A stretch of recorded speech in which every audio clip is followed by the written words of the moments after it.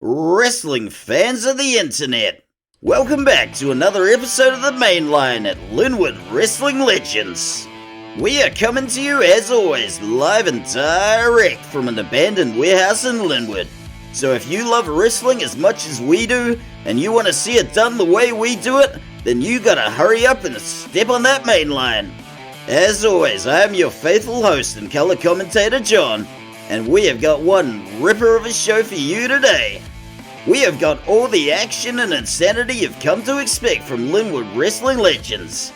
And we are also taking wrestling to some freaky new places. So if you're ready to get your freak on, then let's you and I go ringside right now.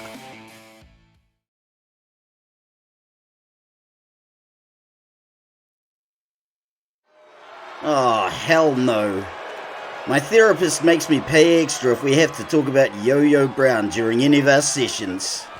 On the plus side, she says I'm giving her a lot of material for the book she's writing, so I can't wait to read that. Somehow I doubt that. We haven't seen anything new from Yo-Yo Brown since 1963. Oh god, not this again. How many times does Todd have to have this conversation, Yo-Yo? I guarantee that our champ, the Gallow Glass Hamish Gunn, couldn't pick Yo-Yo Brown out of a lineup. Didn't we just have one of those? Didn't end well for the Cockney pickpockets. You know, I would actually pay to see this hypothetical match, because a part of me, what the hell? I thought he was just kidding about that, but folks, this is what Yo-Yo Brown actually believes.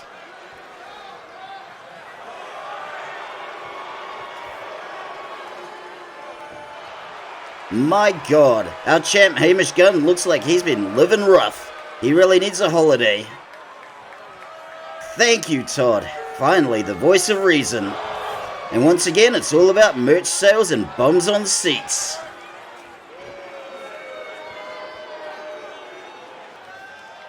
And that is a very creative excuse for not shifting merch. I gotta give him that. Oh god, Todd, what have you got us into this week? More material for my therapist right here. Whoa, whoa, whoa, what the actual crap are you doing, Todd? Yo-Yo Brown might be completely off his rocker, but you, sir, are an enabler. And it begins, folks.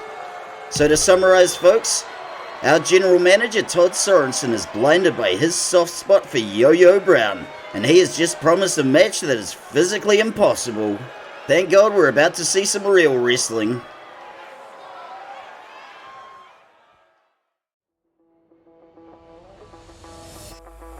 First match of the evening, and we are gonna see Lady Liberty back in action. After failing to take the title from the Mean Girl Kimberly Sullivan a couple of weeks ago in a dumpster match, Left Eye is starting back at the bottom. But she has got her work cut out for her, taking on the one-woman rampage known as Lady Liberty, Maggie Dixon. This one's got all the makings of a great match, and it's a hell of a way to open the show. So let's go ringside now and check it out.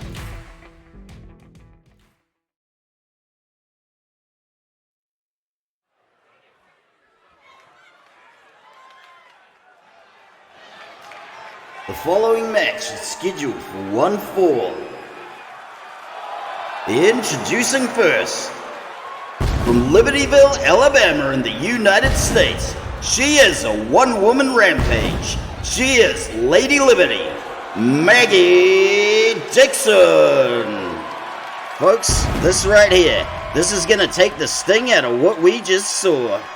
Nothing puts me in a good mood like honest-to-God wrestling. And nobody here does that better than Lady Liberty, Maggie Dixon. I've said it before, I'll say it again. It is an absolute travesty that Maggie Dixon has not got a title shot yet. She's done the dirt, put in the work, and delivered stellar match after stellar match. And it's not like she doesn't shift merch. I personally own 3 of every t-shirt and every kind of merch item she's ever had. My apartment is starting to look like a weird shrine, and I'm sure my therapist will say I'm fixating, but I'm okay with that.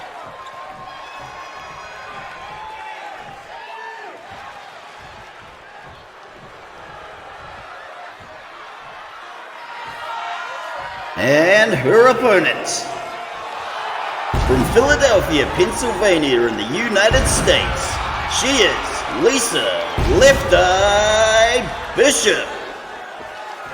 You know, it's kind of strange we've never seen Left Eye and Lady Liberty matching up until now. As far as wrestlers on our roster go, Left Eye is criminally underrated, and my god, can that woman shift merch. And I'd just like to take a moment here to address all the horrible trolls on the internet. Those charges were dropped. The forensic examiners were clear on this one. Left Eye's fiancé glued himself to that bed and then proceeded to set his own mansion on fire. So as far as I'm concerned, case closed. You never think it'll happen to somebody you know, but it do.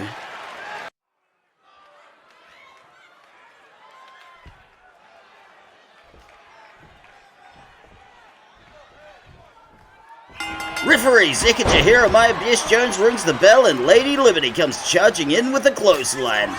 Left Eye goes for the kick, but Maggie counters. Up and over into a beautiful release suplex. Lady Liberty carving out an early advantage for herself, but Left Eye firing back with the jawbreaker. Left Eye hitting the suplex, and what I tell you folks, criminally underrated. It's a shame they both can't take the win tonight, but we really don't go in for that everybody gets a title belt PC crap here. If you want to wear that title belt, you gotta earn it in blood, sweat and merch sales. Lady Liberty getting the headlock and going for the swinging neck breaker. And speaking of merch sales, why do you think we never got rid of the Cockney pickpockets? The good people of Colombia are absolutely hungry for Cockney pickpockets merch, especially in the city of Medellin. Left Eye getting the leg drop off the slingshot. We're seeing a reversal of fortunes and Left Eye hits the knee drop. It's starting to look a little grim for Lady Liberty. Left Eye revving up. Boom, there goes the running Meteora. And speaking of Colombia, I don't know who, when, where, why, how or which, but I know at least one person from Colombia watches this show. So muchas gracias, mi amiga or mi amigo. And while I'm on the subject, muchas gracias to that one viewer in Mexico I noticed. And muy obrigado to the one viewer in Brazil I noticed. We are hitting all the big dogs of Central and South America in this episode. And I just want you to know that this short stubby commentator has a whole lot of amar and amor for you all. And that last y'all sounded almost American. Well golly, I'ma take my guns to McDonald's and drink a beer in church. I kid because I love sane people of America. I kid because I love. And in case you're wondering, yes, I can do other accents. There are South African people in my life that I actually like, so I'm not going to try and butcher their accent. But just a wee tip for all you folks outside New Zealand. If you ever meet a New Zealander in the wild, and then find after about 5 or 10 minutes talking to them that you're starting to get annoyed, that person is probably Australian. Oh yeah, f***ing oath, you little because that's what all Australians sound like all the time. I mean, for God's sakes, just look at Kimberly Sullivan. And here's a memo from one of Todd's minions. I am being fined for my potty mouth. Lady Liberty sticking the knee to the back, and can she get the pin? 1! Kick out after the 1. And if anybody out there is bothered by my impersonation of an Australian, you should hear what a real Australian sounds like in the wild. I thought I cleaned it up quite nicely. But thankfully, neither of these two wrestlers are Australian, so we will have no more of that filth, and Left Eye goes into the corner. Maggie Dixon with the running forearm. Lady Liberty kicking away with those outlaw stomps. And this crowd really can't count past 5, can they? You got 10 fingers, people. Use them. Lady Liberty with the diving headbutt. And if anybody in this crowd ever needs to count to 20, just take off your socks and shoes. But seriously, kids, don't try that. Oh, look at that. Rampaging headbutt. Can she get the pin? 1, 2. Oh, getting so close, but let's see that again. And kids, this is another one you should never try at home, unless you also have a steel plate in your forehead like Lady Liberty does. And if you look closely at Lady Liberty's forehead, you can even see the scar where they put it in. This crowd is saying we're not worthy, and it's truly nice to find something I agree with them about. I, on the other hand, am absolutely worthy of seeing this, and it's the very least I deserve with all the oh my god, look at that backhand. Look at the distance she got on that. Left Eye dragging her opponent across the canvas, and since nobody here cares about things like the coefficient of drag, it looks totally seamless. Lady Liberty stunned against the ropes. Left Eye firing away with the stiff shots, and this one looks like it's going to the cardboard. Left Eye perching herself way up top. And she thinks the better of it. But down to the cardboard we go. And I have just received a message from Ernie the cameraman. Yes, you are the only person here who cares about the coefficient of drag. You loser. And if Ernie the cameraman wants to go back to the coroner's office and film autopsies for a living again, he can just keep on being a smartass. So go on, Ernie the cameraman. Give it to me with... Oh, come on, that was just mean. See, look what you made me miss, Ernie the cameraman. This is your fault. And as much as we may be enjoying this brutal beatdown, these two better skedaddle back to the ring. We have got to the 5 count and this crowd can't go any higher. Apparently. Lady Liberty firing back. She gets a double chicken wing and into the powerbomb. We are back on our feet and doing alright, and we are going back ringside. Referee Zekija Jeremiah Jones needs to learn to get the hell out of the way, and Lady Liberty is about to take flight. Or not. Stay grounded, Maggie. You do you. Is this going to be enough wear and tear for the pin? 1, 2, and a kick out after the 2. Left Eye is not going down easy.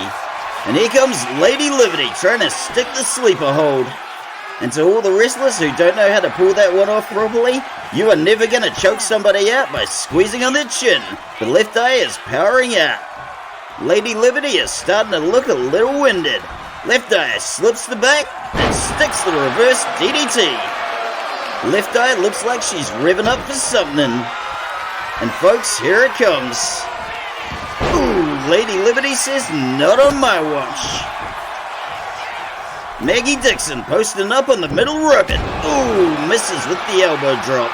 We're seeing a lot of reversals within reversals. Left Eye gets her in the cradle and down goes the scoop slam. Good gravy, will you look at that? We gotta take another look at that one. I can best describe this one as a kip up with a flashing elbow out of nowhere. But man, that was mind-blowing. And if you want your mind blowing, why not check out the insane specials at our merch stand? Oh man, that was the worst segue I've ever done. Boom, there we go, chasing waterfalls after all. Can she get the pin? We got a 1 and a 2, and no 3.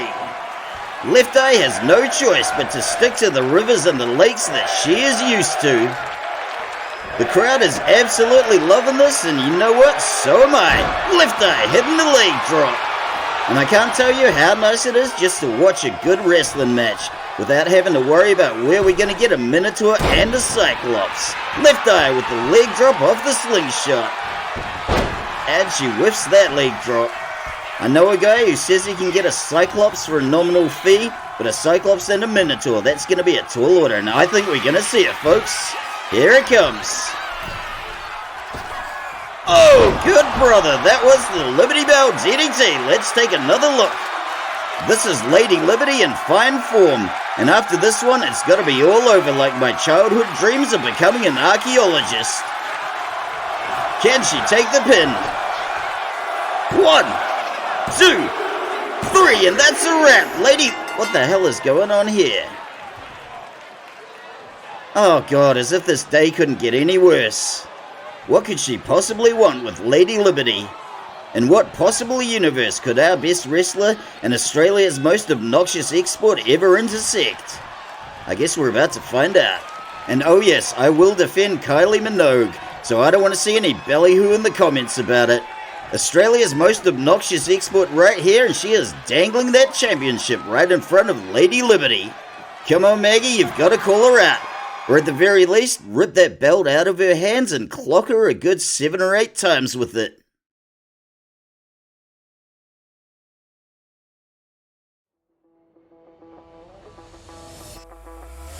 To paraphrase the great P.T. Barnum, if people like 2 Kalishnikovs, they are gonna love 4. And that, folks, is exactly what we've got. We've got the cousins of our existing Kalishnikovs, Nikolai and Grigory Kalishnikov, making their debut in the men's tag division as the Kalishnikov brothers. They'll be up against the boys from Bloodthorn, Arn and Olivier. Bloodthorn will be looking for a win after failing to take the titles from Urban Legion. So let's go ringside right now and see what this new tag team's got for us.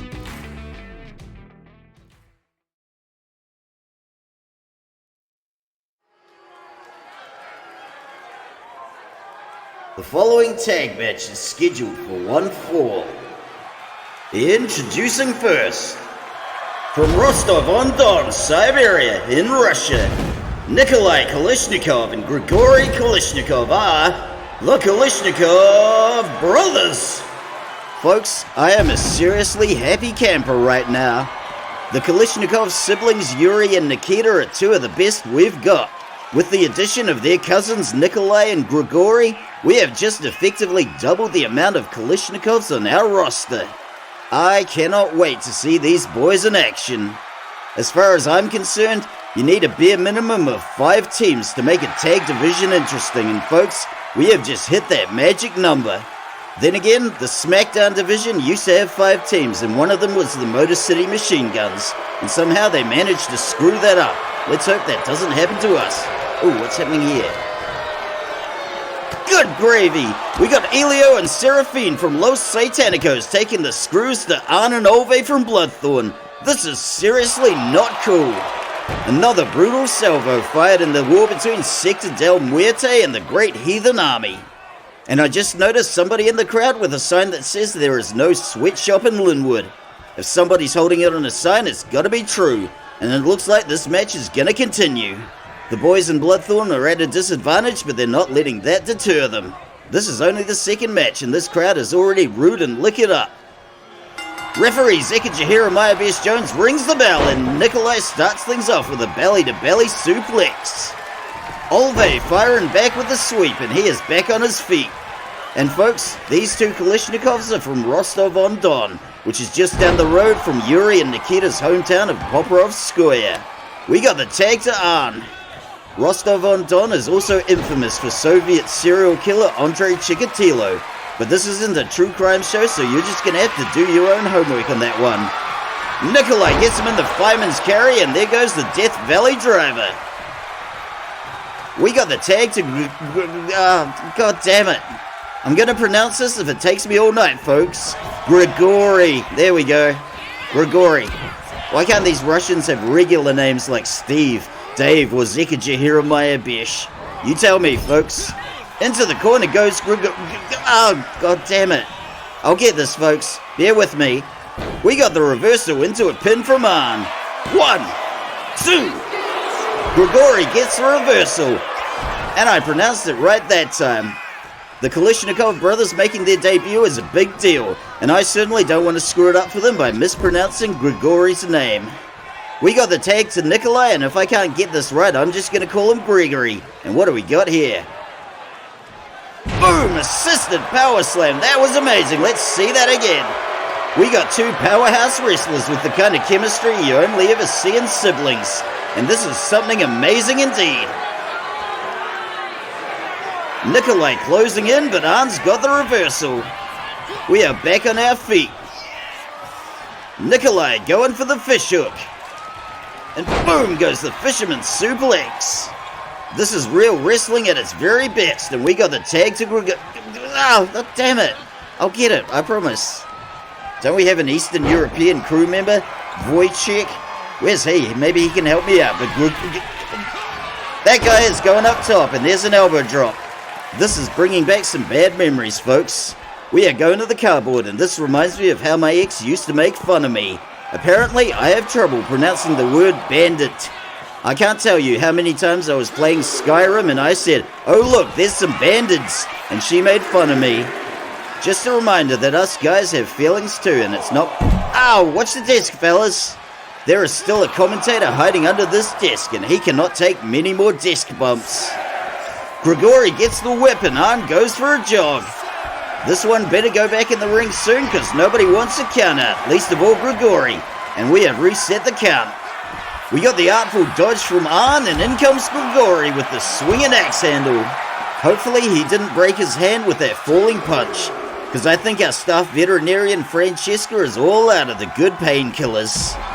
The inebriated oafs at the barricade are loving every second of this. Into the steel stairs goes Grigori.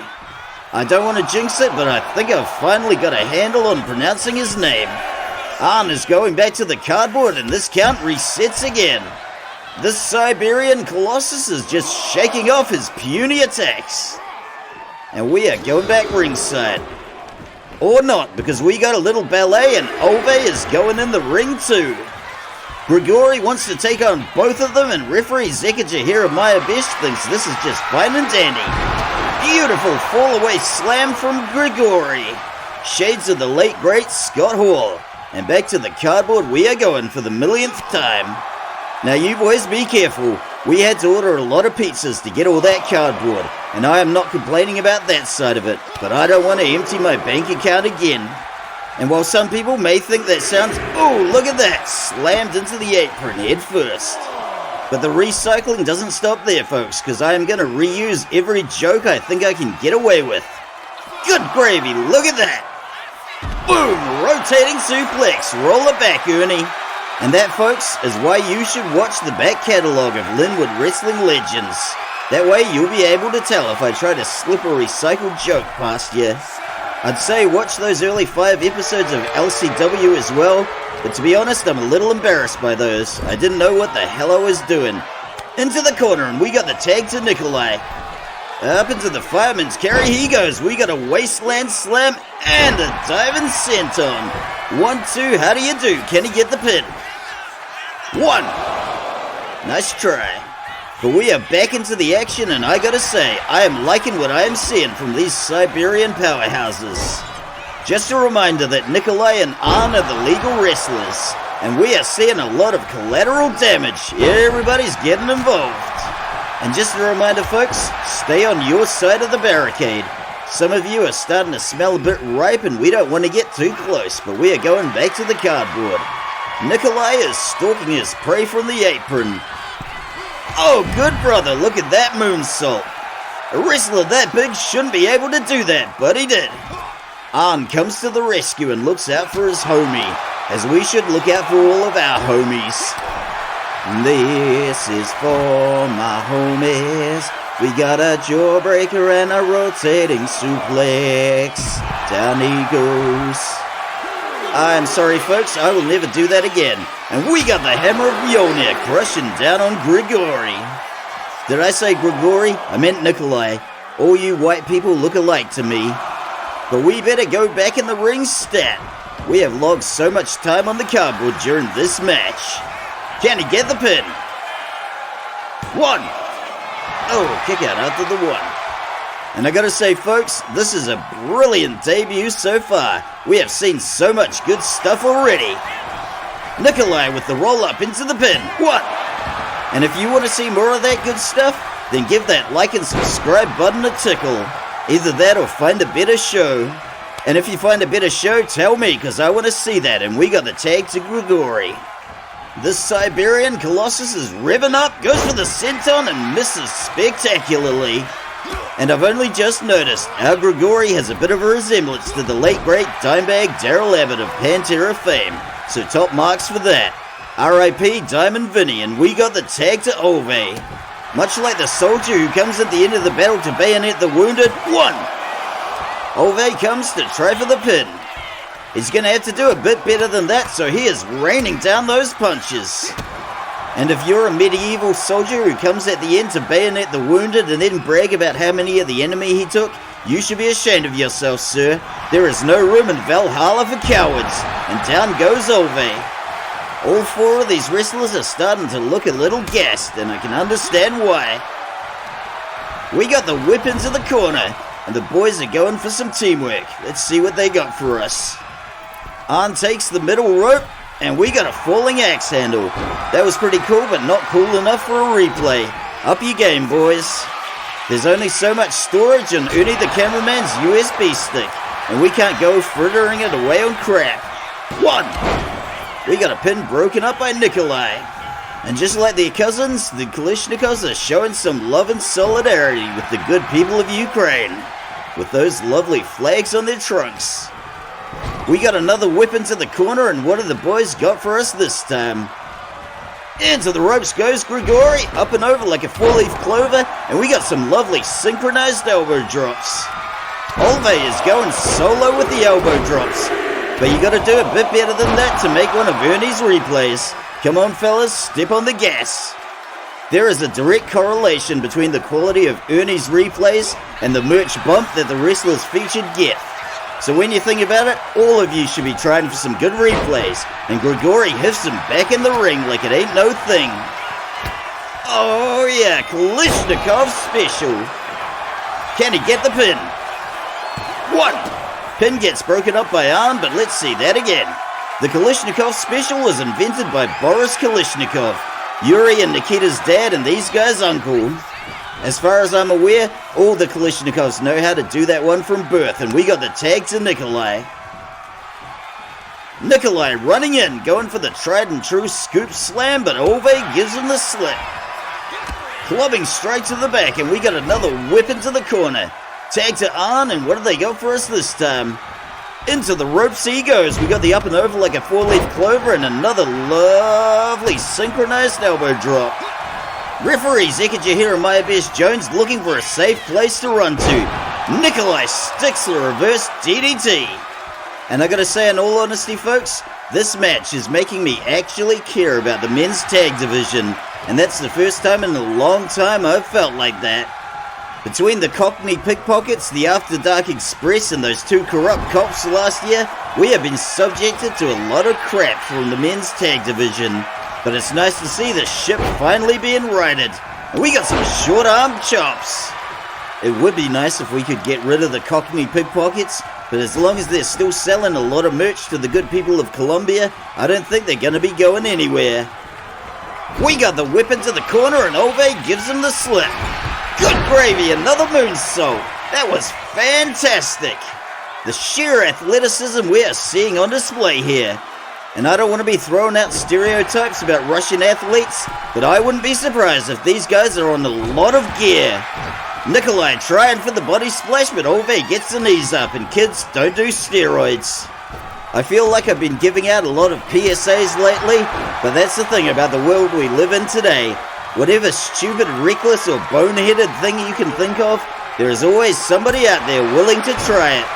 So if I can stop just one person out there from trying to jump over 5 of his mates while driving a steamroller, then I feel like I've used my platform for some good. And if anybody out there is thinking of trying that, please don't. We got a swinging fisherman neck breaker. But here's the thing folks, you might be able to jump over 2 or 3 of your mates if you hit the ramp fast enough on the steamroller, but 5 is just asking for trouble, and into the barricade goes Nikolai. Olivier's going for it, and there we go, the STO into a neck breaker. Let's see that again. For my money, this combo isn't quite as good as the Kalishnikov special, but it's still good enough to get its own replay. The cardboard at this match is getting a lot more action than I do, which is a very, very, very low bar. We got the overhand punch, and Olivier is looking staggered. Into another belly-to-belly suplex. Can he get the pin? 1, 2. Not quite there yet. Nikolai is revving up, and this makes me want to say Tvoya Mat Karkatok. That's about the only Russian I know besides Dar and Spasibo. And folks, if I look it up quickly, it means your mother is a steamroller? Man, that's not what the Russian dude down the block told me. Nikolai going for the pin. We got a 1, we got a breakup, and apparently I have been had by the unscrupulous Russian gentleman that lives down the block from me. Yeah, ha ha ha, very funny, Oleg. We'll talk about this later. That right there is the kind of childish crap I would expect from the Cockney Pickpockets. And we got Nikolai shunted into the corner. Nikolai is trapped in the corner, and Arn is stomping away and going for that foot choke. This match is still very much anybody's game, and if the boys in Bloodthorn were looking to make a comeback, they better pull it out now. We got another whip into the corner, and let's see what the boys in Bloodthorn have got for us now. We got Olivier posting up on the middle rope, and there goes another falling axe handle. Fellas, you're gonna have to add a little more variety if you want to make a replay. Nikolai runs into a bionic elbow, and can he get the pin? What? Gets broken up by Grigori. Nikolai is looking for some support, and he is crawling to the safety of the ropes, and we got the tag to on. This Scandinavian is stalking his prey, but Nikolai is back in the game, thrown out of the ring and a diving senton onto the cardboard. We got another Scandinavian trying to give Nikolai a little back sass and a cheeky kick to the face. We have been seeing a lot of sass from these Norwegians since they blew into town, and to be honest, I'm kind of a fan. I've seen a lot of shows and movies from Norway, Sweden and Denmark. There is something very distinctive about the Scandinavian sense of humor, and I gotta say, I am a big fan. If you've never seen the Danish movie Adam's Abler, or Adam's Apples, you really gotta treat yourself. It's absolutely hilarious, and it stars both Mads Mikkelsen and Ulrik Thomsen before they found success outside of their native Denmark. We got a neck breaker from Olivier, looking to make the hot tag to his brother, and he's got it. I think we're going to see something really cool from... Oh, damn it! And will you look at this? This is a little something they call the Siberian Crucifix, and down he goes. 1, 2... Oh, broken up by Arn, but let's see that again. We're seeing even more shades of the late great Scott Hall with this modified Crucifix Powerbomb. And as a big Scott Hall guy, I will take all the shades of Scott Hall I can get. Grigori's revving up for something else big, and here it comes. Good gravy, we're gonna see another Siberian Crucifix. And I really should be saying good goulash or good borscht, whatever the hell they eat in Siberia. 1, 2, 3, the Kalishnikov brothers take the win. Let's go see some highlights from Ernie the cameraman. Now this right here, folks, this is what our men's tag division should look like. This was an absolutely top-notch debut from the Kalishnikov brothers. They had a lot to live up to with the name, but they more than lived up to it. We have got 4 Kalishnikovs on our roster, and that right there is enough for a faction. Factions in this promotion work a lot like gangs in prison, and if you don't have homies to watch your back, things can get pretty ugly pretty quick. But I feel a bit bad for Bloodthorn. A month ago, they were the shiny new thing, but now they're putting over the new shiny thing. But sometimes, folks, that's just how the wrestling business works. But with that being said, I can't wait to see more of these new Siberian superstars.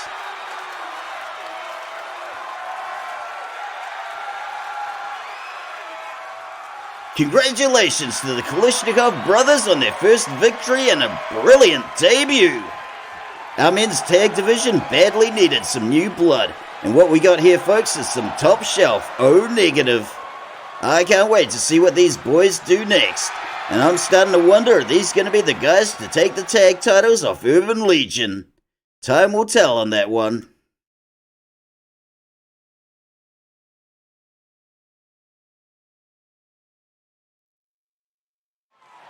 Oh hell yeah, Lady Liberty is in the house. This is the future of our promotion right here, folks, so all your fools better listen up. God, I really hope this is what I think it is. Oh God, you're not gonna leave, are you? Whatever it is, I can change. We can fix this, but please don't leave. And that right there is an understatement. Nobody raises hell, whoops ass, or brings it like Lady Liberty. Amen. Preach on, homegirl. John the commentator's got your back. And I like where this is going. You had me at Kimberly Sullivan and stomp a mud hole. Oh man, I wish I could rip Todd a new one like that. Oh my God, I can't believe you went there. Best promo of all time right here. Let's see if savvy wrestling promoter Todd Sorensen takes the bait. Uh-oh, Dad's here and he doesn't look happy.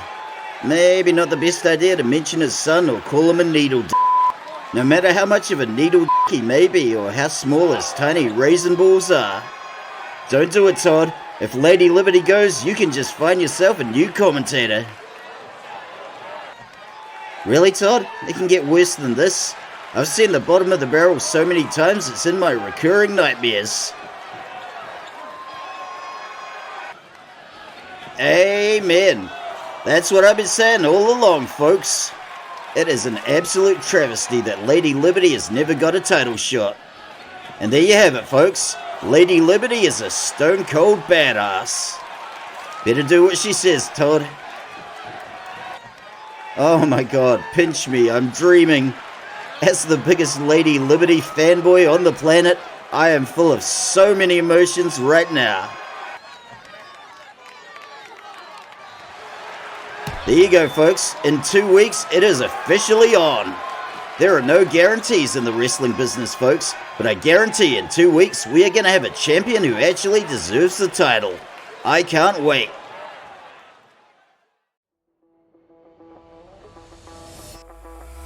It's official, folks. Ymir the Frost Giant is back. We saw him causing a lot of devastation last week, but this is his first proper return match. He'll be facing off against the Great Khan, Ogedai Khan, and we haven't seen the Great Khan in way too long. Has the Frost Giant still got some of his mojo? Let's go ringside right now and find out.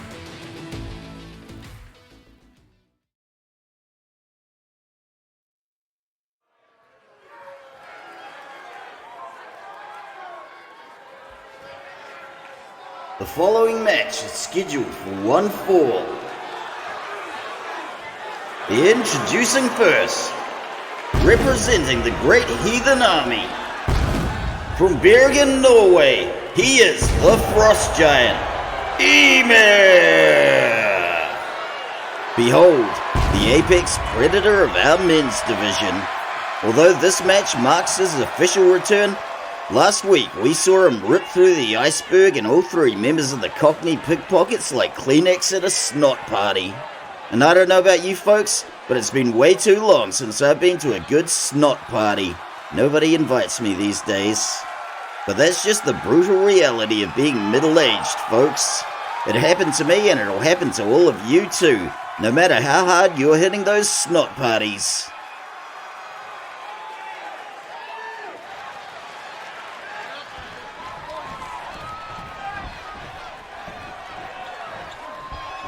And his opponent, from Ulaanbaatar, Mongolia, he is the Great Khan, Ogedai Khan.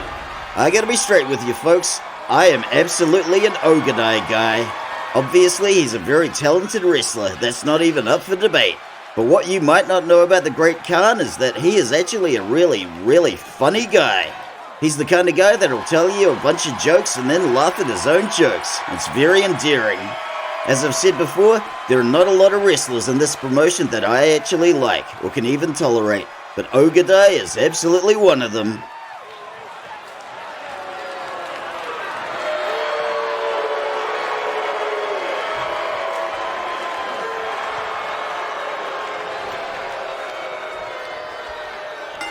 Referee Tom Herb rings the bell. The Frost Giant comes charging in, but Ogedai's got his number and goes for the roll-up. And we got a kick out before the one.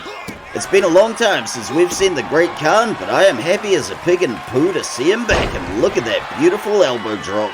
And are you even allowed to say the word poo on the internet? I guess I'll find out one way or another if this video gets flagged. And if this video got flagged because I used the word poo, man, that would make for a great story. Now that I think about it, I kinda want it to happen because that's free publicity. Poo, poo, poo. There, what are you censors on your moral high horse gonna do about that? One! Kick out after the one.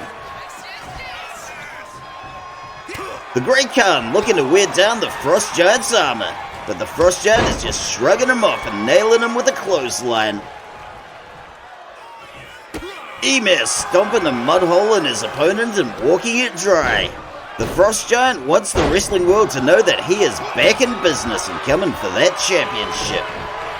The Great Khan may be a little overmatched here, but he has taken that swinging axe handle with a never say die attitude, and we are on the cardboard. Frost Giant looking to take the back, but that is a whole lot of Mongolian beef to be hoisting. The Great Khan is not taking any chances with his opponent, and he is raining down the strikes. These boys are going to want to take this back inside the ring soon. The crowd counts to 2 and that rhymes with poo, and the Great Khan goes for a jog. Ymir bending his opponent backwards, and there's a clubby strike to the chest. I don't know if there are measurements for hand sizes like there are for feet, but Ymir's are at least a size 15. Great Khan managing to stick that clothesline and get the shots in where he can. Stiff headbutt to the back and down goes the Frost Giant. The crowd counts to 6 and that rhymes with bricks. And any other competitor would have been pooing bricks when they found out they were matched against the Frost Giant. The Great Khan, however, is not a lowly jobber like the Iceberg or the Boxberg Butcher, and we are back in the ring. We've got a bit of a slap and tickle minus the tickle, and the Great Khan is stunned against the ropes. The Frost Giant is squeezing him for dear life, and down he goes. Things are looking pretty grim for Ogedai Khan, but the Frost Giant is just biding his time. We got a swing and a miss from Ymir, and who was that punch even for? Great Khan is back on his feet and looking for the roll-up. 1! Oh, nearly a 1. He's going to have to do a lot better than that if he wants to take the victory tonight, and he is revving up for it. We are seeing quite the spirited comeback from Ogedai Khan, and let's hope he sticks the landing, and oh yes he does with that beautiful power slam. We got a vicious Mongolian chop, and that's got to rattle the Frost Giant. Ymir is starting to realize he's got a legitimate threat on his hands, and he'd better respond accordingly. He's got an answer for every one of the Great Khan's moves, and we are about to see something special. 1 and a 2 and a you-know-what to do. Roll it back, Ernie. The Frost Giant has had a lot of luck with this backbreaker neckbreaker combination, but can he break the back and or neck of the Great Khan? 1, 2. Oh, nearly there. Referee Tom Herb finds himself doing the absolute bare minimum expected of a referee, yet somehow still gets paid as much as referee Chad Remington and referee Zekaja Jeremiah Best Jones. Nobody ever said life was fair, kids, and there's always at least one person like referee Tom Herb at every workplace. The Great Khan's got his opponent stunned against the ropes, and he is going for the assisted stop. He is revving up for something big, and I think we're about to see something really cool. And here it comes. Wop-bop-a-loo-bop-a-lop bamboo. 1, 2. Oh, nearly there, but let's see that again. This right here is the Huawei Powerbomb. And believe it or not, last year the Great Khan actually won a non-title match against the Gallo Glass Hamish Gunn for ownership of that very move. Ogedai looking to fly up high in the sky, and look at that massive body splash. If the Frost Giant wasn't taking this seriously, he'd better start now. Great Khan nails him with a clothesline. The Great Khan did not come here to play patty cake tonight. Ogedai looking to stick something big again, but Ymir gives him the up and over like a 4-leaf clover. That is a whole lot of Mongolian beef to be dragging, but we are going to the middle of the ring. We are back on our feet and back into the action, and down goes Ogedai. The Frost Giant is revving up. Ymir going for the tried and true ground and pound.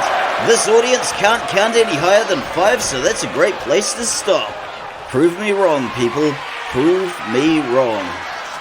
Down goes Mjolnir, the Hammer of Thor. Can he get the pin? 1, 2. Oh, so close. We are seeing the Great Khan's never say die fighting spirit on full display tonight.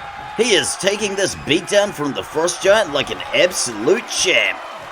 Ymir gets him in the cradle, over the shoulder, and down he goes in a Samoan drop. And while we currently don't have any Samoan wrestlers on our roll, they're as welcome as anybody to try out as long as they're not related to Dwayne "The Rock" Johnson.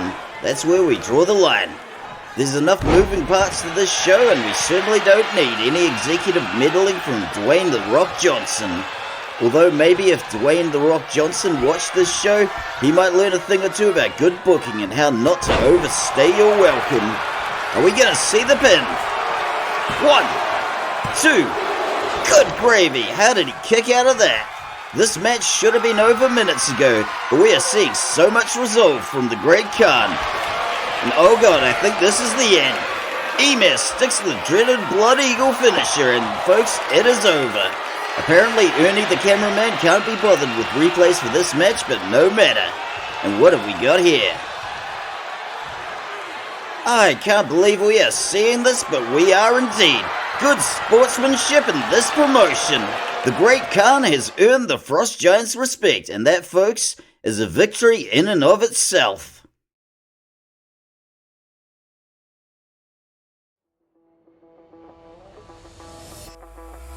Once again, we have the Firebug Brandy Dixon, dipping her toes into the singles division, with a little help from her rather odious mother, Leatherface Lindy Dixon.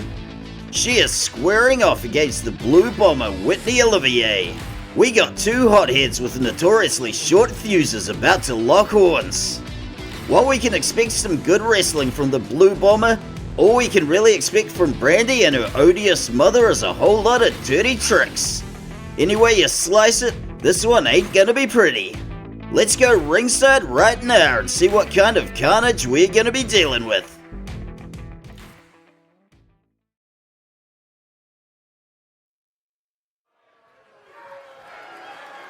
The following match is scheduled for one fall.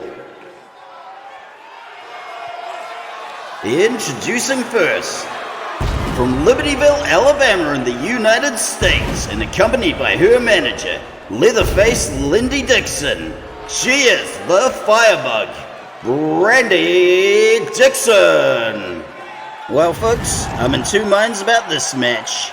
We all know the Blue Bomber is gonna deliver, but as for Brandy, she doesn't stand a chance in hell unless she cheats like hell. But that's just the way she likes it. And how delightful of her to bring her walking ashtray of a mother with her. Believe it or not folks, Mama Dixon hates and resents her daughter Maggie, probably for achieving the success in the wrestling world that she never could. But on the other hand, she thinks her precious little Brandy can do no wrong, despite all the wrong that Brandy Dixon has done, including but not limited to arson, grievous bodily harm, and pretending to be pregnant to get out of community service.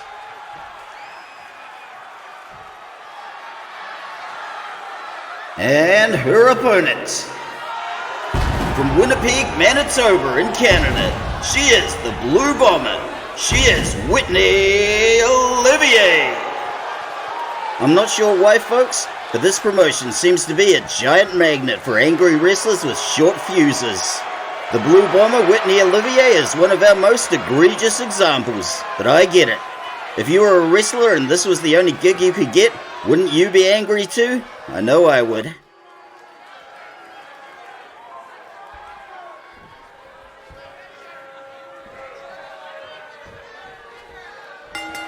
Referee Chad Remington rings the bell. This collision of two hot-tempered wrestlers begins with Whitney Olivier driving her opponent into the corner. Referee Chad Remington pulls them apart, but Brandy gets a cheap shot. Who saw that? Flying elbow off the springboard. And for those of you watching at home, Brandy Dixon has very, very sharp elbows. We got the lockup and the Blue Bomber going for a gut-wrench suplex, but Brandy counters. She is full of slippery reversals. Brandy Dixon cannot match her opponent in strength or ability, so she is gonna cheat like hell. If she could win this match by pretending to be pregnant, she would absolutely do that. And just a friendly reminder from us here at Linwood Wrestling Legends, don't wrestle while pregnant. I shouldn't actually have to tell anybody that, but apparently that's the world we live in, and we have got a slobber knocker on our hands. Unless Brandy gets in a few cheap shots, you've absolutely got to give this one to the Blue Bomber. As somebody who's been dangled by their ankles from a hotel balcony by the Blue Bomber, let me tell you firsthand, you do not want to be in her path when she is in a move like this. And there's the dropkick. The Blue Bomber is looking to take flight. Every time I've asked for an apology for the ankle dangling incident, she's just pointed out how many likes to the video got on Instagram, and there's a diving DDT. I still have nightmares about that incident, but I am never getting an apology. I've just got to make my peace with that. But if you want to make peace with the rumbling in your stomach, why not stop by the concession stand and pick up some French fried potatoes? Reckon what you like to eat in there. Oh, what's happening now? Mysteriously, we're in the middle of the ring, but don't ask any questions. Mama Dixon with the assist. Brandy clocks her in the back, and like mother, like daughter. Except I'm not attracted to her mother. Oh god, did I say that or just think it? Quick, think of something quick, John. Flying clothesline from the slingshot knocks her off her feet and ends this awkward train of thought. Mama Dixon decides to take home this turnbuckle cover. And why not? She's already picked up all the dirty old cigarette butts outside this warehouse. Blue Bomber coming in hot with the clothesline, but Brandy's got the counter. We are seeing some surprisingly competent wrestling from Brandy Dixon, but that looks painful. Brandy is taking a walloping, and what have we got here? Out of the ring she goes, and out goes the Blue Bomber. I've seen this one before, and we are seeing it again. Look at that! Good gravy! We gotta see that again. There are a whole lot of moving parts to this diving tornado DDT. The sheer athleticism and technical mastery on display is a joy to behold. We are out on the cardboard, and God only knows what horrible things Mama Dixon is encouraging her daughter to do. But we are going back in the ring. And why am I calling her Mama Dixon? She's not my mama. My mum's lovely, and she would never steal turnbuckle pads during a wrestling match. Blue Bomber going for the Boston Crab. Can she make a little firebug tap or snap? But Brandy is powering out. And just a friendly reminder to our ring staff, make sure we have the same number of turnbuckle pads at the end of the match as we did at the beginning. I don't care if one of you's got to frisk Mama Dixon, that's a sacrifice I'm willing to make. Sweet, merciful crap, she has clocked referee Chad Remington. Let's take another look. This is seriously bad news for the Blue Bomber. God only knows what horrible things Brandy might try without referee Chad Remington there to tell her off. And by the looks of things, referee Chad Remington took one hell of a bump. If it was referee Tom Herb, I wouldn't care. But because it's referee Chad Remington, somebody should probably check on him, and down goes Mama Dixon. We are seeing all kinds of collateral damage here tonight, and this is what happens when you put two hot-tempered wrestlers in the ring. Mama Dixon looking to get a few shots in too, and she throws the Blue Bomber back in the ring. Referee Chad Remington is getting back to his feet, but he'll have to deal with that baseball bat that Mama Dixon threw in. Brandy posting up on the middle rope, and good gravy, look at that beautiful bulldog. Can she get the pin? 1, 2. Oh, so close, but we gotta see that again. Roll it back, Ernie. We are seeing some surprisingly good wrestling from Brandy tonight, but if anything, that just makes me less attracted to her. I want the Brandy that lies, cheats, steals, and sets things on fire. And she looks like she is revving up for something big. But the Blue Bomber has an answer. We got a bit of a back and forth happening, and Brandy sticks a beautiful DDT. The Blue Bomber was not expecting this amount of resistance, and neither was I, but she is making a roaring comeback. Beautiful clotheslines and a sweet dropkick. Whitney Olivier is finding her groove, but can she get the pin? 1, 2. Oh, so close. The Blue Bomber throws a tantrum, but referee Chad Remington doesn't care about her feelings. We're about to see something cool, and here it comes. Oh, good brother, that was a blue thunderbomb. 1, 2. And nearly there, but let's see that again. Just a cheeky little nod to fellow Canadian Sami Zayn there. But how can you have a name like Blue Bomber and not do the Blue Thunderbomb? I don't care who invented it, that move was absolutely made for her. Blue Bomber misses with the grab, but Brandy goes to work, taking out her legs and her base of support. Our little firebug is raining down the stiff shots and a running facebreaker. Can she get the pin? 1. Ooh, kick out after the 1. We are seeing a lot of close calls. Oh, for God's sakes. Like mother, like daughter. If this keeps up, the Dixon brood are gonna have a dandy new collection of beer cozies. At least that's what I imagine they're doing with those turnbuckle covers. Brandy is showing zero mercy to the Blue Bomber's face. But can she get the pin? As Mama Dixon always said, if at first you don't succeed, use the ropes for leverage. Brandy coming in hot with a fastball punch, and that looked bad. Stomp to the back. And another stomp to the back. We gotta see that again. What this trifecta lacked in sophistication, it more than made up for in sheer brutality. The Blue Bomber is absolutely gonna need a chiropractor, but I hope our staff veterinarian is up to the job. Can she get the pin? Referee Chad Remington has to reattach the turnbuckle pad, so Brandy's dirty deeds backfire spectacularly. Brandy posts up on the apron, takes to the slingshot, and woefully misjudges that frog splash. She finds herself at the mercy of the Blue Bomber, but there is no mercy to be had. We got the reversal as Whitney Olivier goes into the corner. Brandy is revving up for something, and here it comes. Devastating hip splash. Brandy looking to go to work and stomp a mud hole in her opponent. This Blue Bomber is running out of gas and looking for a safe place to land. She was not expecting this level of competition from Brandy Dixon. And down she goes again. If I'm being honest, folks, I can't remember the last time I saw the Blue Bomber take this kind of a beating, and Brandy hits the stunner. And I, for one, am absolutely stunned by this display from Brandy Dixon. Color me surprised, and she was going for the fastball again, but the Blue Bomber has a counter. And if you're a fan of power bombs, we got 1, 2, and 3. Now that had to rattle her spine. Can she get the pin? 1, 2. We are getting closer and closer, and that was just a hair's breadth. This crowd is chanting "Fight Forever," and man, I wish we could make that happen, because I am loving this match. And if at first you don't succeed, use the ropes for leverage. Brandy throws her off, and we are back in the action. We are seeing a little ballet, and the Blue Bomber goes over the ropes. We have got a bit of a sluggerama going on, but the Blue Bomber is fighting back, and we are back in the ring. We got the whip into the ropes. Whitney goes low, and Brandy gets tagged with a step-up enziguri. The Blue Bomber has got her right where she wants her, and boom goes the knee drop. Brandy crawling to the ropes for safety and pulling herself up on the other side of the apron. We have descended back into another slugging match. Brandy is fighting her off, and we are back in the ring. Brandy is looking to stitch this one up, and here it comes. Boom! Full Nelson Bulldog. Can she get the pin? 1, 2.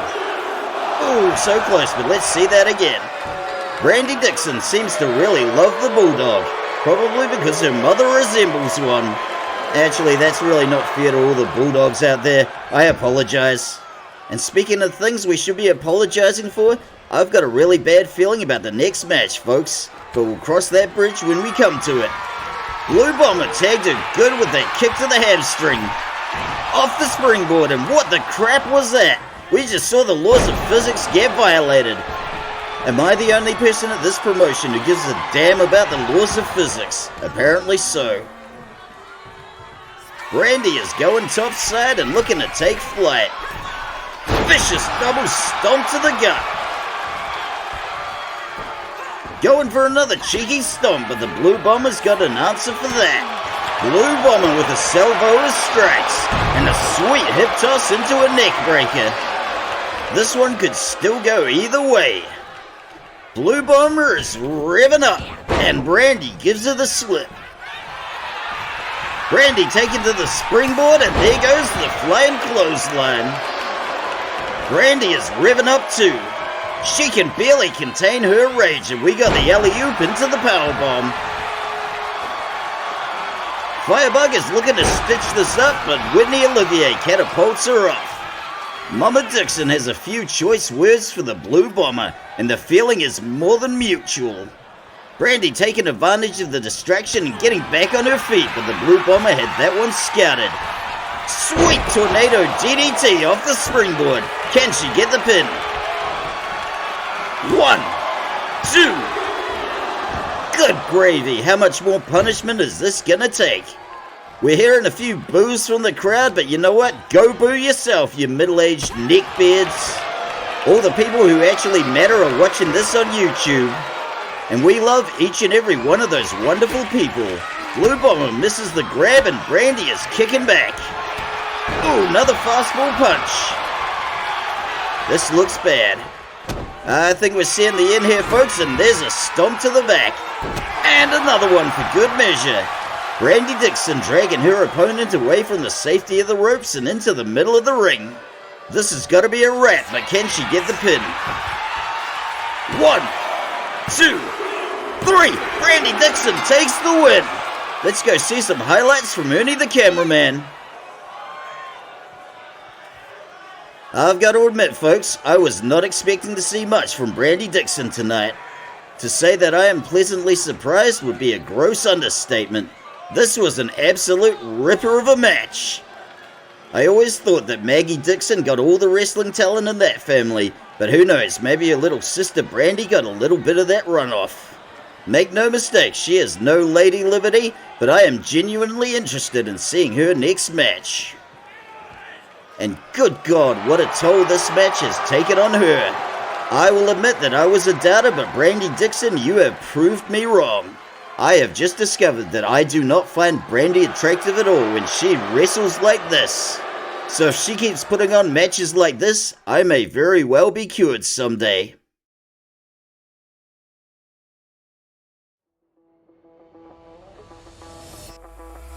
Folks, I don't even know where to begin.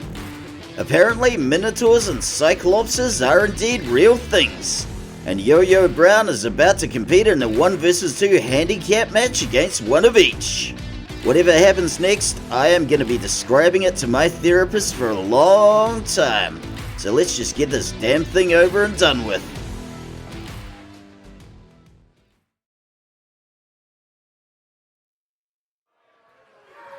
The following 1 vs 2 handicap tag match is scheduled for one fall. Introducing first, from Detroit, Michigan in the United States, he is the Detroit original, Yo-Yo Brown. Folks, there aren't a lot of 100% certainties in pro wrestling, or in life in general, but I can say with 100% certainty, whatever comes down that ramp next is absolutely not going to be a Minotaur or a Cyclops. And while I have no objections to matches with Minotaurs and or Cyclopses, I don't think today's going to be the day we're going to see it. This is just another example of my idiot boss, General Manager Todd Sorensen, being blinded by his soft spot for Yo-Yo Brown. Apparently, Todd sees absolutely nothing wrong with indulging the delusions of somebody with a very slippery grasp on reality. And if I'm being honest here, folks, I am just watching this match out of morbid curiosity, and because it's my damn job. Another thing I can say with 100% certainty, my fingerprints are nowhere on this travesty of a match. And his opponents, accompanied by Jonesy from the Cockney Pickpockets. From the Isle of Crete in Greece, they are a Minotaur and a Cyclops. Okay, John, take a deep breath. We'll get through this. Folks, if I didn't have to do things like buy dog food or pay rent, this will be the point where I finally snap, storm into General Manager Todd Sorensen's office and tell him to take this job and shove it. But unfortunately, here we are. Now, Yo-Yo Brown has a tenuous grasp on reality, and he is willing to believe a lot of crazy things. But do you clowns seriously think he's not going to recognize Gazza and Big Wally from the Cockney Pickpockets? You idiots couldn't even spell Minotaur and Cyclops right. And even if I were to grant you the hypothetical that there is a real Minotaur and a real Cyclops, why the hell would they pick Jonesy to be their manager? There is just so much to unpack here, folks. I don't really have the time to do that here, but my therapist is going to have an absolute field day. But I will say this, it's nice to see Jonesy showing off the birthday presents he got last week. We've got that lovely neck brace from Ymir the Frost Giant, and who could forget that black eye from Shawnee of the Coven. I still stand by my opinion that was the best birthday he's ever had, and that's incredibly depressing if you think about it.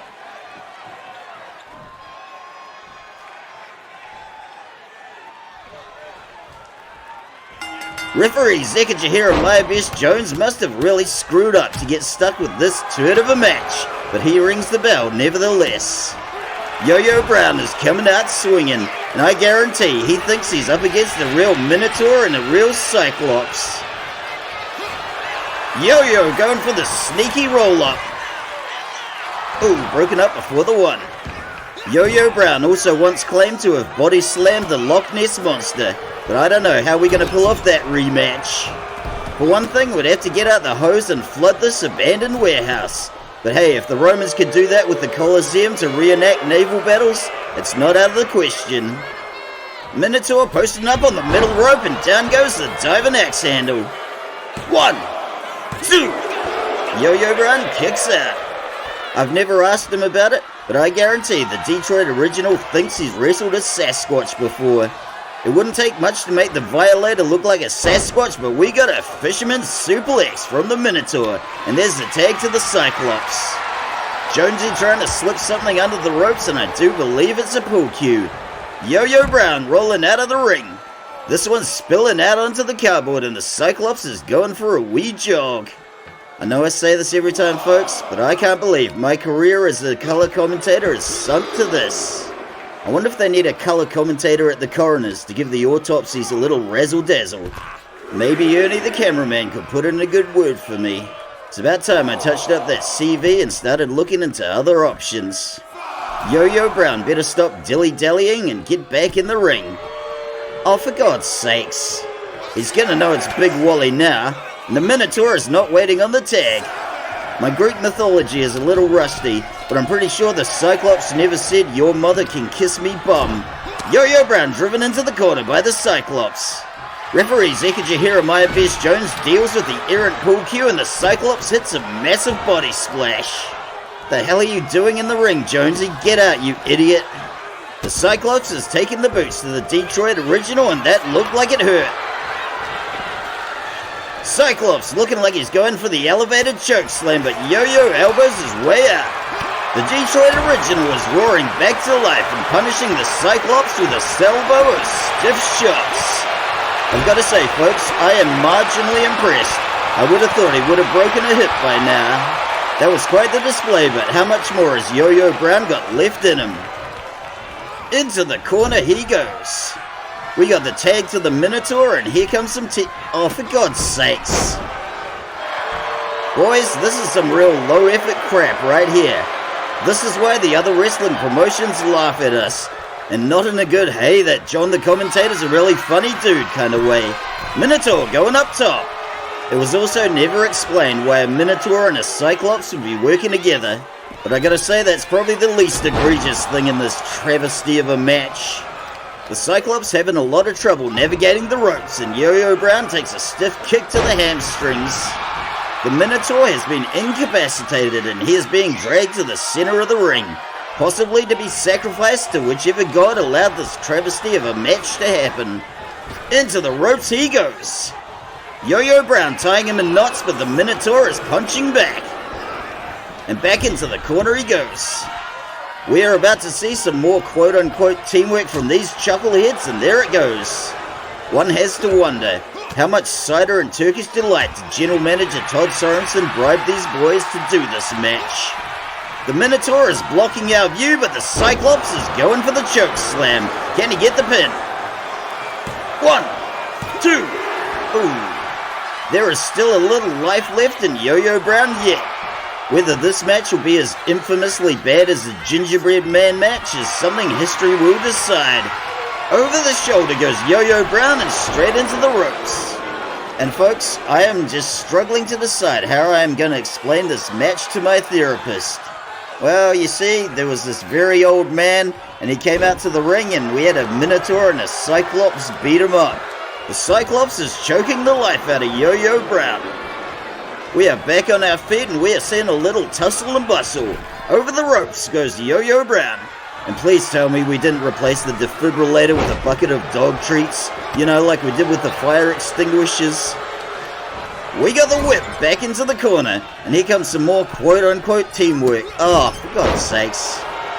That is some honest-to-God low-effort crap right there, boys. You two should be ashamed of yourselves. We got a little ballet, and the Minotaur goes over the ropes. We got a bit of a back and forth, but the Minotaur is using the Cyclops as a meat shield. Jonesy is yelling instructions, but can they even hear them with those masks on? Minotaur takes a kick to the gut. Yo-Yo Brown looking for the tried and true powerbomb, and there it goes. And once again, we are just throwing the whole coefficient of drag right out the window. And we wonder why people think wrestling looks fake. I'd say we're about to see the highlight of this match, but that is very depressing. We got the scoop slam, and I think he's going for it, folks. There's the yo-yo drop. 1, 2. Ooh, nearly had him, but let's see that again. Yo-Yo Brown claims to have invented both the scoop slam and the leg drop, and he calls this combination the yo-yo drop. We find those claims highly dubious. The Detroit original grabs the proverbial bull by the horns, and we are going to the ropes. The Minotaur is not having any of that. We got another whip into the corner. Tag to the Cyclops, and here comes some more quote-unquote teamwork. Cyclops posting up on the middle rope, and that was brutal. Can these mythological creatures get the pin? 1, 2. Not quite there yet, but let's see that again. This combination of a stomp and a sidewalk slam is marginally better than that other thing they did, but there's still room for improvement. Not long to go now, folks, and the Cyclops is telling Yo-Yo Brown, your mother can kiss me bum. We got the rev up, and a massive splash from the Cyclops. That's gonna do it. 1, 2, 3. I never thought I'd utter these words, but the Minotaur and the Cyclops take the win. Let's see some highlights from Ernie the cameraman. I don't know about any of you folks, but I for one am just glad this match is over. Let us never speak of it again. Everybody who helped make this match happen should be thoroughly ashamed of themselves, and they should probably never work in wrestling again. This is what happens when you indulge the dangerous delusions of a lumbering brontosaurus like Yo-Yo Brown. Stop being an enabler, Todd. This was less of a match and more of a cry for help from a general manager who doesn't know what the hell he's doing. So congratulations, boys. You dressed up as mythological creatures, came out here and beat up an old man. I hope you three crumb bombs are proud of yourselves.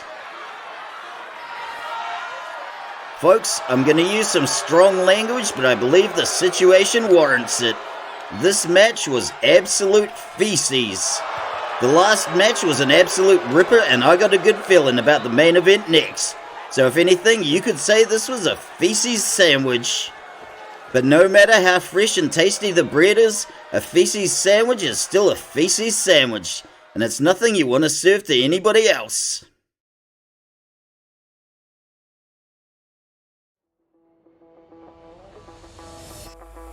And here we are at the main event. After winning the Women's Fatal 4-Way 2 weeks ago, Grace Mutibo has earned her title shot and she is stepping up to take it. But will she be able to take that championship belt away from the Mean Girl, Kimberly Sullivan? Ever since winning that thing, Kimberly Sullivan has been an absolute nightmare to deal with. So I'm hoping she loses that championship one way or another. I have got all my fingers and toes crossed, so let's go ringside now to check it out.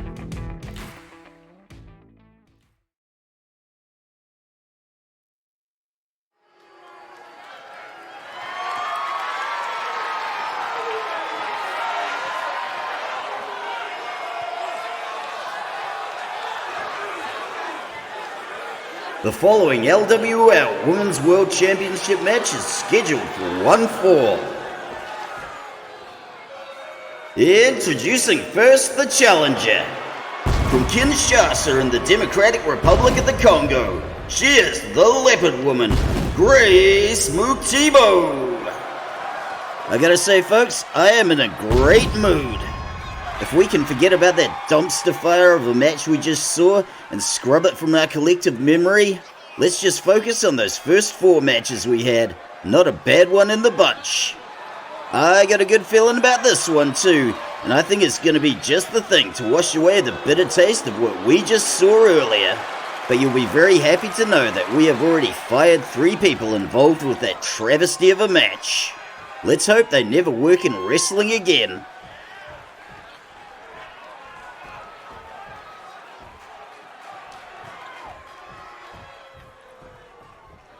And her opponent, and current LWL Women's World Champion. From Brisbane, Queensland in Australia, she is the Mean Girl, Kimberly Sullivan. Folks, if you've been watching this show for any length of time, you'll know that I hate me some Kimberly Sullivan. She was insufferable before, but she has become an absolute diva ever since winning that title. Every week we're getting more and more ridiculous demands from her. And let's take a look at what we got this week. Kimberly Sullivan would like litter boxes for her cat placed at various points around the abandoned warehouse. The cat is to have free run of the warehouse and be fed before any wrestlers or crew members. And once again, folks, we have temporarily misplaced those lovely belts that my dog Jasco designed last year, so these are just replacements. Hopefully the originals will show up after Kimberly loses the championship. And although a part of me hopes the Leopardwoman will take that championship from her, there's also a part of me that kinda doesn't, because I want Lady Liberty to be the one to rip that thing out of Kimberly's hands. And I want Lady Liberty to be the one to kick Kimberly out of that private dressing room she hustled our general manager Todd Sorensen for, violently if possible. And although we have had champions ask for the odd thing or two before, nobody has pushed their luck quite like Kimberly Sullivan. Being Scottish, the Gallow Glass Hamish Gunn asked for a deep fryer in the cafeteria, but that's for all of us to use. Las Gardas Calaheras asked for Todd to make a donation to a local cat shelter, which is about the most heartwarming thing I've ever heard. So I hope Kimberly's behavior isn't gonna set a new precedent.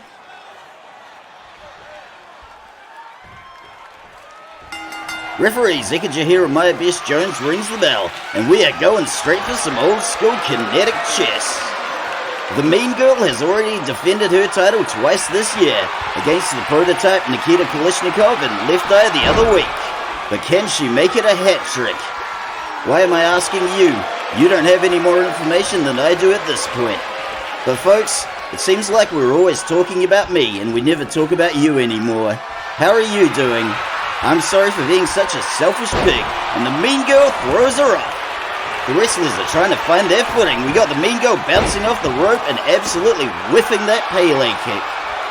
It's not every day that we have two high flyers like these two facing off against each other, so we are going to see some sweet acrobatics, and we got the cloverleaf stump puller from the Leopardwoman. We are back on our feet. Kimberly Sullivan sticking the Hurricane Rana.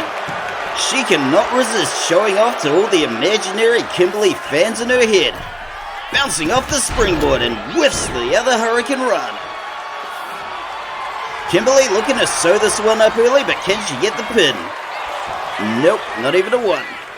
But with regard to those litter boxes for Kimberly's cat, if we start leaving those around the warehouse, some of our less civilized wrestlers are going to take that as an open invitation. We got the up and over off the rebound, and Kimberly's showing off again. Then again, Kimberly will probably demand that somebody else empty those litter boxes. Oh god, I hope it's not me. I have already seen enough of Linwood Knight's poo as it is, and I don't need it on the regular. Kimberly with the headlock takeover. And most importantly, what is gonna happen when that rogue fox terrier shows up again, and he gets a whiff of Kimberly's cat? We have got some more old school kinetic chess going on. And it's not like we can tell that fox terrier to not come. Kimberly goes into the ropes. Leopardwoman goes low. Leopardwoman goes high. Boom! Stiff forearm strike lays her out. The Leopardwoman is taking the boots to the Mean Girl, and I am loving every second of this. Go on, kick harder. I believe in you, Leopardwoman. Grace Mutibo firing off a vicious salvo of strikes. And look at that stiff punch laying her out. She is going sky high. She is stalking her prey like a leopard from a tree. Kimberly gets back on her feet, and that shotgun dropkick hit nothing but canvas. We are seeing quite a bit of kinetic chess going on this match, but then again, that's why they call it wrestling. Kimberly off the ropes, Leopardwoman goes low. Oh, vicious headbutt knocks her down. The Mean Girl is maybe starting to realize this isn't going to be just another day at the office.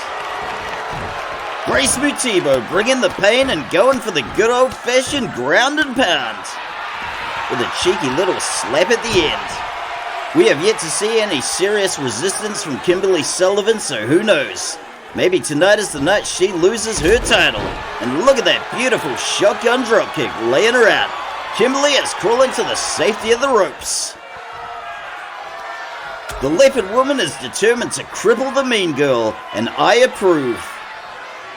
Boom! There goes the suplex against the apron, and that had to hurt. This one's gone out to the cardboard, and man, that cardboard is taking a beating tonight with one thing and another. Most wrestling promotions have padded mats outside the ring, but we've figured out it's actually cheaper for our staff veterinarian just to keep dishing out the painkillers.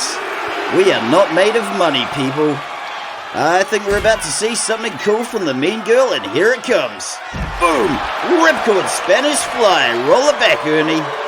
I may dump on Kimberly Sullivan a lot, but I have never said she doesn't have talent, because look at the talent required to pull off that beautiful Ripcord Spanish Fly. But just to be absolutely clear, I still think she's a horrible person, and we are going back in the ring. Can she get the pin? 1. Kick out after the 1. The Mean Girl still has a way to go to stitch this one up.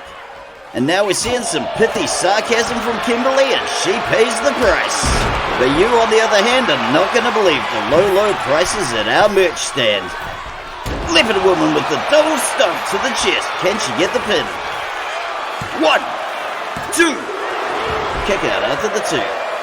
If the Mean Girl wants to keep the title and all those little boxes, she is going to have to fight back. Leopardwoman goes up top and hits the swanton. Can she get the pin? 1, 2. Getting closer and closer. And just a reminder to our friendly crew, if Kimberly Sullivan doesn't win tonight, all those litter boxes must be returned to the cafeteria because we need serving trays. Kimberly going for the run-up. And we got the monkey flip. It's a move that doesn't look like it would cause a lot of damage, but don't ask no questions. Mean Girl with a double spring moonsault. How about that? 1. Kick out after the 1, but let's see that again. Kimberly Sullivan was once Australia's best hope for an Olympic gold medal at gymnastics. But you slice the Achilles tendon of another girl on the team and you end up here. It's a tale as old as time. We got a bit of a lock-up going on, but Grace Mutibo breaks the lock. And speaking of locks, does anybody here have a hacksaw? The Cockney pickpockets filled the keyhole to my scooter lock with super glue. So if I can't get a hacksaw, then I need a ride home. Mean Girl hitting that cornered hip splash. Kimberly Sullivan going for the foot choke, but the Leopardwoman catches the foot and sweeps her off her feet. Grace Mutibo is targeting the Mean Girl's limbs, and I hope Kimberly is right-handed, otherwise she won't be signing any autographs tonight. Grace Mutibo is running roughshod over our women's champ, and we have yet to see any kind of resistance. Into the corner goes Kimberly Sullivan. 1, 2, 3, 4, 5. And 6! That was a devastating combination of punches, and I approve. So far, this has been a terrible, horrible, no good, very bad match for Kimberly Sullivan. Look at that swinging neck breaker, and that was a little blood. Let's see that again. As noted philosopher Bon Scott once said, if you want blood, you got it. And I don't know about all the other people that wanted blood, but I enjoyed that immensely. Folks, I think we're finally going to see a comeback from the Mean Girl. And there it goes with the standing moonsault. And she is looking like she's got ants in her pants. We've seen this one before, and boom, there goes the botched facelift. Can she get the pin? 1, 2. Oh my god, how do you kick out of that? But let's see that again. Kimberly Sullivan had ants in her pants alright, and if we're being honest, those ants are about the only thing that want to get in her pants. Oh yeah, I went there. Folks, Kimberly Sullivan trolled me on Social Sasquatch earlier this week, so she absolutely had that one coming. This crowd is chanting Fight Forever, which is a little easier to chant than Fight Until Kimberly Sullivan needs to be put in the iron lung. The Mean Girl is going up top. Or not. We are seeing a lot of blood on Kimberly Sullivan's face, and we have got a good old-fashioned slobber knocker. Nobody in this match is walking away without some stitches. This is some good, wholesome family entertainment we are seeing here. Aren't all you people in the front row glad that you brought your kids to watch two women beat the snot out of each other? This match could still go either way, but it looks like it's going the Mean Girl's way as she lays her out with a step-up enziguri, and she is going up top where she does her best work. I think we're about to see it, folks, and this one is always impressive. 720 splash, roll her back, Ernie. Imagine what kind of world it would be if Kimberly Sullivan used her gymnastic skills to help people instead of hurt them. But alas, this is where we are, and can she get the pin? 1, 2, 3. Kimberly Sullivan retains, much to my chagrin. Let's go see some highlights from Ernie the cameraman. For the third time in a row, the Mean Girl defends her title, and we are stuck with her reign of terror for at least 2 more weeks. Although there was a part of me that wanted the Leopardwoman to win this one, I'm still glad that the title is there for Lady Liberty to take. But nevertheless, although she got off to a slow start, this was another match where we saw all of Kimberly Sullivan's greatest hits, and we even saw a little blood. It might not have gone down the way any of us wanted it to, but this was the match we got, so sometimes we just gotta roll with the punches. At least for another 2 weeks. But I guarantee it's only a matter of time before we start getting demands directly from Kimberly's cat.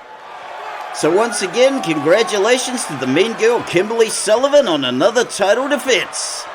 She might not have been the champion any of us wanted, but every piece needs a villain. And none are more villainous or obnoxious than Kimberly Sullivan, with the possible exception of many of the other wrestlers on our roster. But even then, Kimberly's at least in the top 5.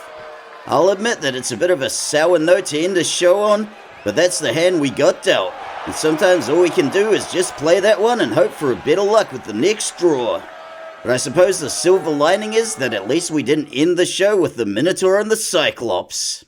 If we'd made that one the main event, I would have gladly told General Manager Todd Sorensen to take this job and shove it. Well folks, that is our show for another week. We have seen quite the uptick in terms of viewers and subscribers this week. I just want to take the time to thank each and every one of you wonderful people for coming by and checking this show out. I hope you dug this show as much as I dug making it. And if you thought this one was wacky, just you wait till next week. But until then, dear viewer, this is your good buddy John the Commentator signing off and signing out.